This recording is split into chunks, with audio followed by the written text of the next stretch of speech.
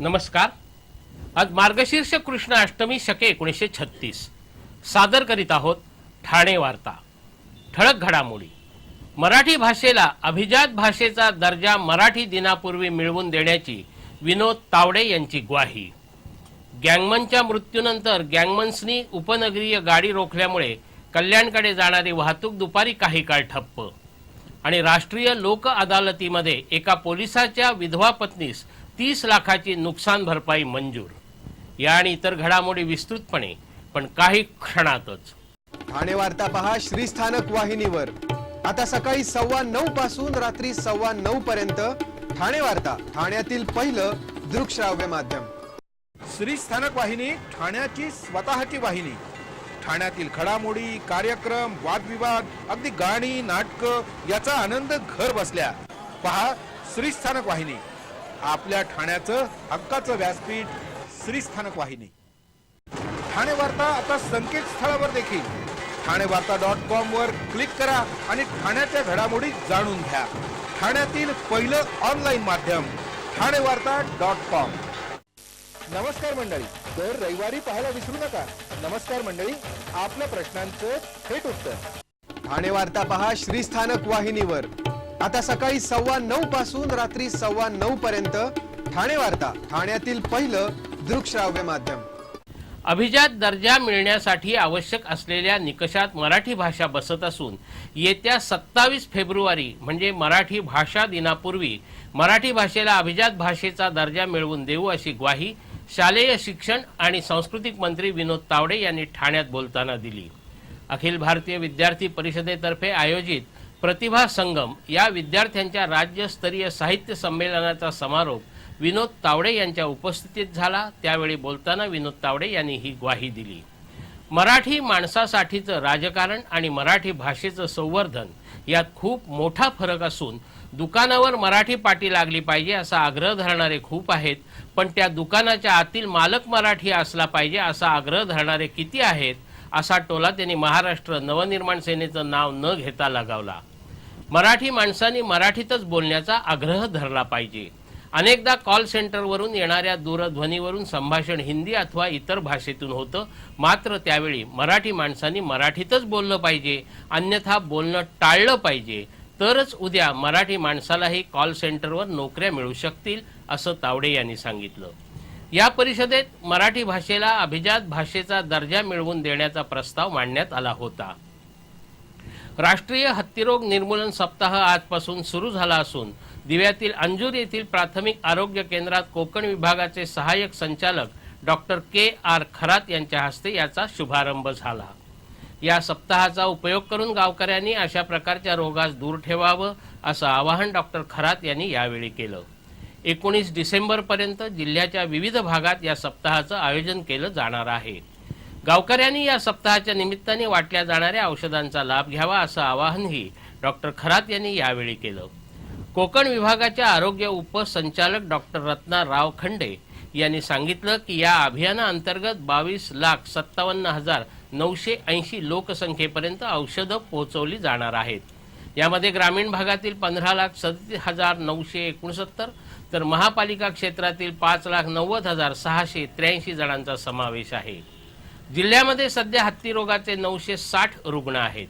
या सप्ताहामध्ये 35 प्राथमिक आरोग्य केंद्रांद्वारे हा उपक्रम राबवला जाणार असून यापैकी 32 प्राथमिक आरोग्य केंद्र ही ग्रामीण भागात आहेत। कल्याण अंबरनाथमध्ये प्रत्येकी 4, भिवंडी 8, मुरबाड 7 तर शहापूरमध्ये 9 प्राथमिक आरोग्य केंद्र असल्याचं सांगण्यात आलं। अंगणवाडी सेवक तसंच इतर कर्मचारी घरोघरी जाऊन या सप्ताहानिमित्त प्रचार करणार असल्याचंही सांगण्यात आलं। विद्याप्रसारक मंडळातर्फे नेक्स्ट जनरेशन इलेक्ट्रॉनिक्स या विषयावर राष्ट्रीय परिषदेचं आयोजन ठाण्यात करण्यात आलं आहे। 16 आणि 17 जानेवारी दरम्यान विद्याप्रसारक मंडळाच्या तंत्रनिकेतनात ही 16वी परिषद होणार आहे। तंत्र क्षेत्रात आमूलाग्र बदल घडवणाऱ्या इलेक्ट्रॉनिक्स तंत्रज्ञानाची माहिती, आवाका आणि त्याचे आंतरराष्ट्रीय व्यापार उद्योगावर होणारे परिणाम या विषयावर चर्चा होणार आहे। भाभा अणुसंशोधन केंद्र, IIT मुंबई, MKCL, नागरी विमान वाहतूक, भारतीय नौदल अशा विविध विभागातील शास्त्रज्ञ अधिकारी या चर्चेत सहभागी होणार आहेत। डेहराडून येथील इंडियन रिमोट सेन्सिंग केंद्राचे संचालक डॉक्टर कृष्णमूर्ती यांचं या परिषदेत मुख्य भाषण असणार आहे. विद्या प्रसारक मंडळाच्या तंत्रनिकेतनातील इलेक्ट्रॉनिक्स विभागामध्ये चालू असलेल्या कृत्रिम हृदय या आंतरराष्ट्रीय सहकार्याने होणाऱ्या संशोधनाची माहिती देण्यासाठी ब्रिटिश उच्च आयुक्तालयाच्या प्रकल्प व्यवस्थापक सुरुची परीख, ऑस्ट्रेलियातील प्राध्यापक जिऑफ टॅन्सली आणि ॲस्टन विद्यापीठाचे प्राध्यापक डॉक्टर मार्क प्रिन्स या परिषदेला येणार असून ते याविषयी माहिती देणार आहेत. सूक्ष्म तंत्रज्ञान, दूरसंचार, वैद्यकीय इलेक्ट्रॉनिक्स, आपत्कालीन व्यवस्थापनातील इलेक्ट्रॉनिक्सचं महत्त्व, अल्ट्रासॉनिक्स, स्मार्ट इलेक्ट्रॉनिक्स, सेन्सर अशा अनेक प्रगत विषयातील माहितीबरोबरच झोपेच्या तंत्रातील इलेक्ट्रॉनिक्सचा सहभाग या विषयाची रंजक माहिती या परिषदेत दिली जाणार आहे. या परिषदेचा लाभ जास्तीत जास्त तंत्रप्रेमी विद्यार्थी, व्यावसायिक आणि जागरूक नागरिकांनी घ्यावा असं आवाहन या राष्ट्रीय परिषदेच्या सचिव कीर्ती आगाशे आणि तंत्रनिकेतनाचे प्राचार्य डी.के. नायक यांनी केलं आहे. ठाणे वार्ता पहा श्रीस्थानक वाहिनीवर. आता सकाळी 9:15 पासून रात्री 9:15 पर्यंत ठाणे वार्ता, ठाण्यातील पहिलं दृकश्राव्य माध्यम.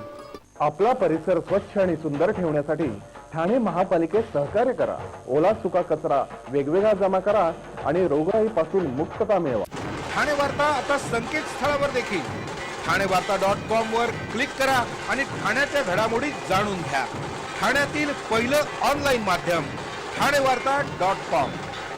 डॉक्टर आणि रुग्णांचं पिढ्यानपिढ्यांचं जिव्हाळ्याचं नातं म्हणजेच डॉक्टर बेडेकर हॉस्पिटल.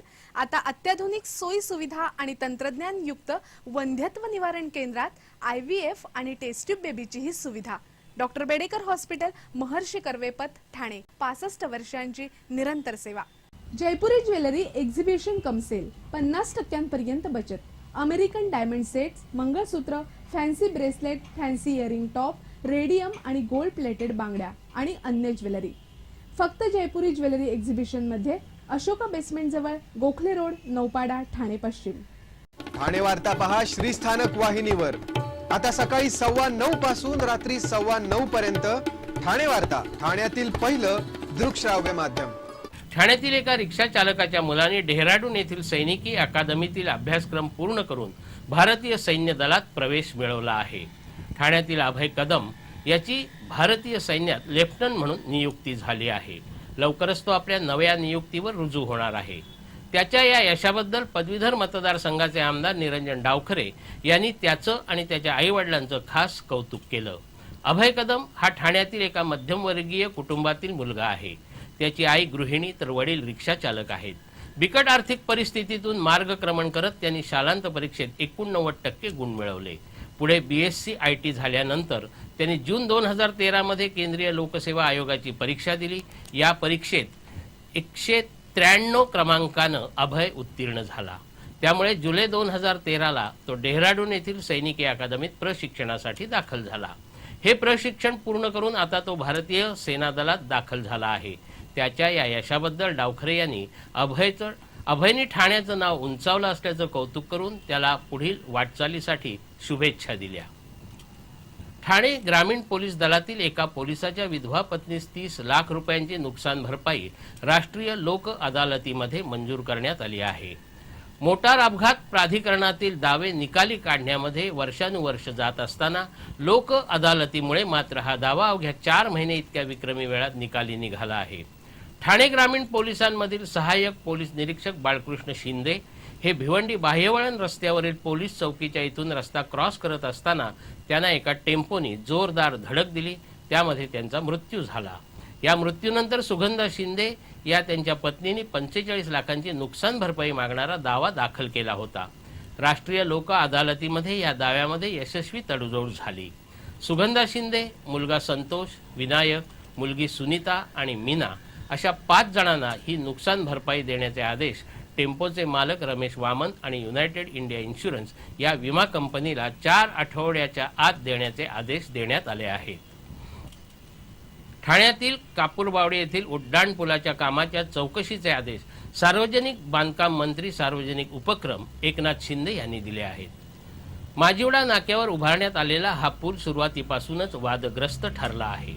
या परिसरातील वाहतूक कोंडी दूर करण्यासाठी हा पूल उभारण्यात येत असला तरी काम रखडल्यामुळे गेली अनेक वर्ष त्यामुळे मोठ्या वाहतूक कोंडीचा सामना करावा लागत आहे। या पुलाचा काही भाग टप्प्याटप्प्याने वाहतुकीसाठी खुला करण्यात आला। कापूरबावडी पुलाच्या मुंबईकडे जाणाऱ्या भागाला तडे गेल्यामुळे बराच वाद निर्माण झाला होता। पुलाच्या ठेकेदारांनी हा स्लॅब संपूर्ण काढून पुन्हा नव्याने स्लॅब टाकण्याचं काम सुरू केलं आहे। दरम्यान एकनाथ शिंदे यांनी या पुलाच्या कामाच्या चौकशीचे आदेश दिले आहेत। घाईघाईने पूल पूर्ण नसतानाही पूर्वीच्या सरकारने पूल सुरू करण्याची घाई केल्याची टीका एकनाथ शिंदे यांनी केली आहे। रेल्वे मार्गाची दुरुस्ती करणाऱ्या एका गँगमनला उपनगरीय गाडीची धडक लागून त्याचा मृत्यू झाल्याने रेल्वेच्या कर्मचाऱ्यांनी अचानक केलेल्या रेल रोकोमुळे उपनगरीय वाहतूक विस्कळीत झाली होती। दुपारी 2च्या सुमारास कोपरी पुलाजवळ एका उपनगरीय गाडीची धडक माधव स्वामी या गँगमनला लागली। यामध्ये गंभीररित्या जखमी झालेल्या माधव स्वामी यांना जिल्हा रुग्णालयात दाखल करण्यात आलं। त्याच्या मृत्यूची वार्ता येताच रेल्वे कर्मचाऱ्यांनी अचानक रेल रोको केला। आसनगावला जाणारी 3:25ची उपनगरीय गाडी ठाणे स्थानकात रोखून धरली। त्यामुळे मध्य रेल्वेची उपनगरीय वाहतूक काही काळ विस्कळीत झाली होती। अखेर रेल्वे पोलिसांनी सर्व गँगमनची समजूत काढल्यानंतर उपनगरीय सेवा पूर्ववत होऊ शकली। मात्र काही काळ कल्याणकडे जाणारी वाहतूक ठप्प झाली होती।